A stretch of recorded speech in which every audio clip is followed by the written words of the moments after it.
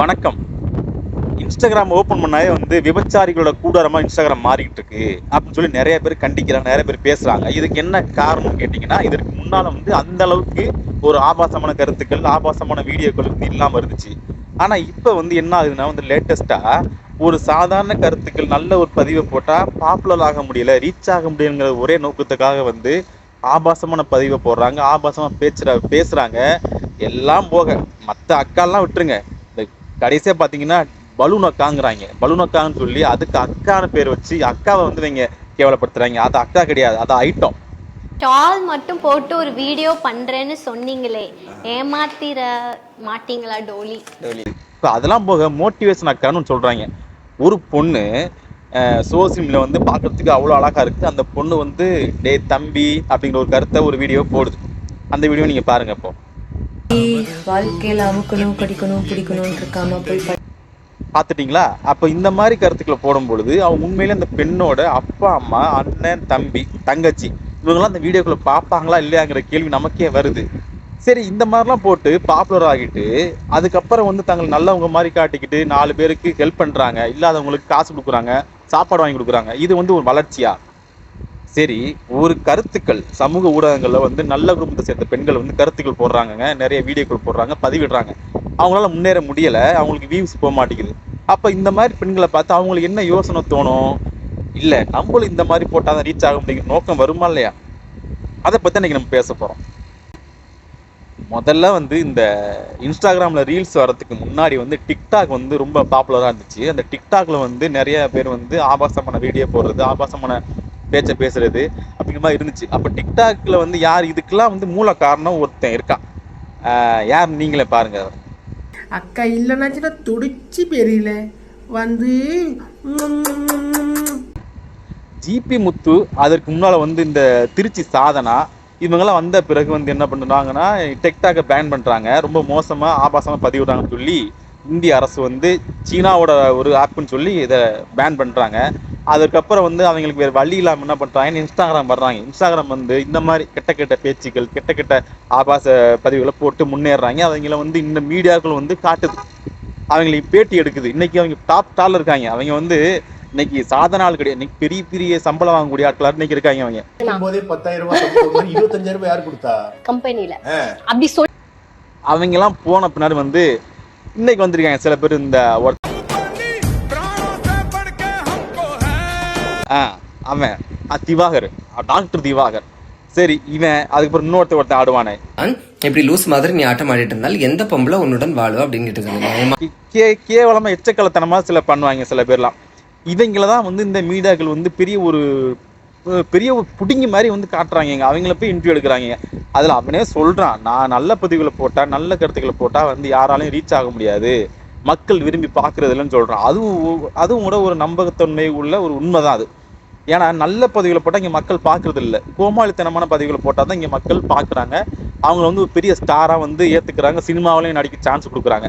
அப்படி இருக்கும் பொழுது நம்ம யாரை குற்றம் சொல்வதுங்கிற ஒரு கேள்வி நமக்கு இருக்குது. அப்போ இந்த மாதிரி பெண்கள் அதுக்கப்புறம் பார்த்தீங்கன்னா எத்தனையோ அக்கா வந்துருச்சு வரிசையில். இதில் வந்து பலூன் அக்கான்னு சொல்லி லேட்டஸ்ட்டாக ஒரு பொண்ணு வந்து பாப்புலர் ஆகிருக்கு.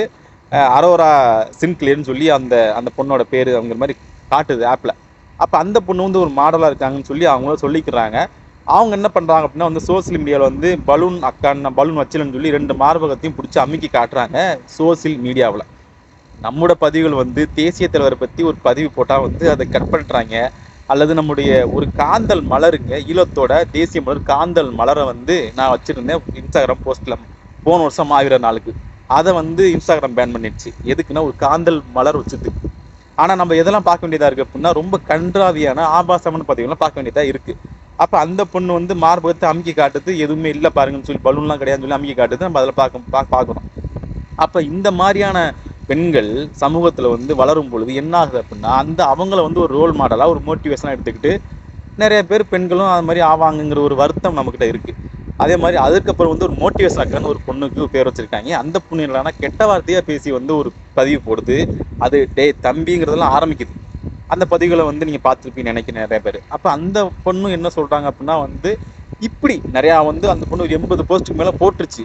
அந்த பொண்ணு யாரும் பார்க்கல. ஆனால் இப்படி பதிவு போட்டதுக்கப்புறம் வந்து இன்னைக்கு அந்த பொண்ணு டாப் மோட்டிவேஷன் ஸ்பீக்கராக இருக்காங்க. அவங்க ஸோ இந்த மாதிரியான கண்டென்ட் வந்து நமக்கு என்ன சொல்ல வருது அப்படின்னா, ஒரு சாதாரண ஒரு நல்ல தமிழ் குடும்பத்தில் நல்ல தாய்க்கும் நல்ல தகப்பனுக்கும் பிறந்த பெண்கள் ஆண்கள் வந்து இந்த மாதிரி பண்ண மாட்டாங்க.